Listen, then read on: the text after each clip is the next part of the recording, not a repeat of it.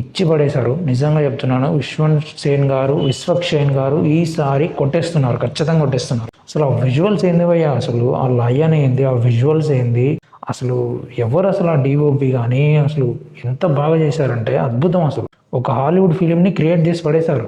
నిజంగా అంత తక్కువ బడ్జెట్లో ఒక హాలీవుడ్ ఫిలింని సూపర్, అసలు సూపర్. ఇక మొన్నేమో హనుమాను, ఇప్పుడేమో గామి, ఇచ్చి పడేస్తున్నారు అంతే. మన యొక్క చిన్న చిన్న డైరెక్టర్లు కానీ అసలు చిన్న చిన్న సినిమాలని ఇచ్చి పడేస్తున్నారు, పెద్ద పెద్ద సినిమాలని క్రాస్ చేస్తున్నాయి చిన్న చిన్న సినిమాలు. ఇప్పుడు గామి వస్తుంది, నిజంగా చెప్తున్నాను ఇచ్చి పడేస్తారు. ఎందుకు నాకు చాలా ఎగ్జైటింగ్గా ఉంది after seeing the trailer. So story విషయానికి వద్దాం.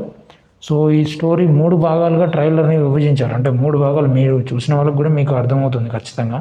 దీంట్లో ఒకటి విలేజ్లో జరుగుతూ ఉంది స్టోరీ, అదే మన ఒక ఉమెన్కి సంబంధించింది, ఒక డాటర్కి సంబంధించింది. సో ఇంకొకటి ఒక ఫ్యాక్టరీ లాగా ఉంది, అది మేబీ అది హిమాలయస్లో ఉందో మరి ఎక్కడైనా సపరేట్గా దాని ఎక్కడైనా సెట్స్ వేశారో. సో దానికి సంబంధించింది ఒకటైతే ఉంది. అంటే దాంట్లో ఎలా ఉందంటే అది ఒక రీసెర్చ్ ఫ్యాక్టరీ లాగా ఉంది. సో మనుషుల మీద రీసెర్చ్ చేస్తున్నారా లేక మనుషుల మీద వచ్చిన రోగాలను నయం చేయడానికి రీసెర్చ్ చేస్తున్నారో తెలియదు. సో బట్ అదే ఒక రీసెర్చ్ ఫ్యాకల్టీ ఉంది. అండ్ మన హీరో గతం మర్చిపోయాడు అని అర్థమవుతుంది. అండ్ గతం మర్చిపోయాడు, ఆ డిసీజ్ ఎక్కడి నుంచి వచ్చిందో. సరే, హీరోకి అన్టచబుల్ డిసీజ్, అంటే ఎవరిని ముట్టుకోకుండా ఉండే డిసీజ్ అనమాట. ఎవరిని ముట్టుకుంటే తనకి వచ్చే డిసీజ్ లాగా ఉందన్నమాట అది.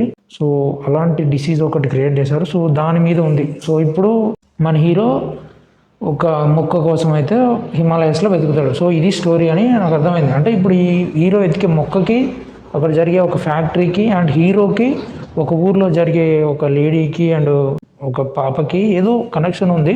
సో ఇది అన్నమాట స్టోరీ లైన్. సో ఆఫ్టర్ నాకు ఈ ట్రైలర్ చూసాక నాకు ఇది అయితే అర్థమైంది. సో మీరు ట్రైలర్ చూసాక మీకేమనిపించిందో కామెంట్ సెక్షన్లో చెప్పండి. నాకెందుకో ఇది హిట్ అవుతుంది అనిపిస్తుంది. సో హనుమాన్ సినిమాలో ఎలా అంటే, హనుమాన్లో కొన్ని ఎనర్జెటిక్ సీన్స్ని ట్రైలర్లో చూపించకుండా మనకి ప్రశాంత్ వర్మ దాచించాడు. సో ఎందుకంటే మూవీ థియేటర్కి వెళ్ళాక కొంచెం సస్పెన్స్ అవ్వాలి, కొంచెం సర్ప్రైజ్ అవ్వాలి, అండ్ మనకి ఇంట్రెస్ట్ రానికి.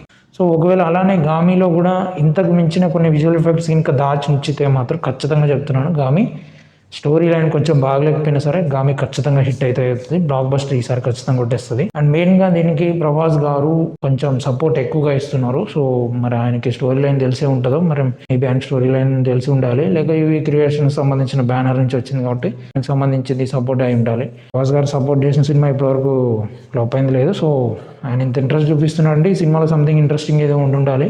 This is my honest review. So మీకేమనిపించిందో కామెంట్ సెక్షన్లో చెప్పండి. అండ్ మోర్ ఓవర్ ఈ ఫిలింకి సంబంధించిన ఒక స్టోరీ చేసి రాశారనమాట. సో ఒకవేళ ఆ స్టోరీ కావాలనుకుంటే మీరు కామెంట్ సెక్షన్లో చెప్పండి, ఖచ్చితంగా దానికోసం సపరేట్గా ఒక వీడియో అయితే చేస్తాను.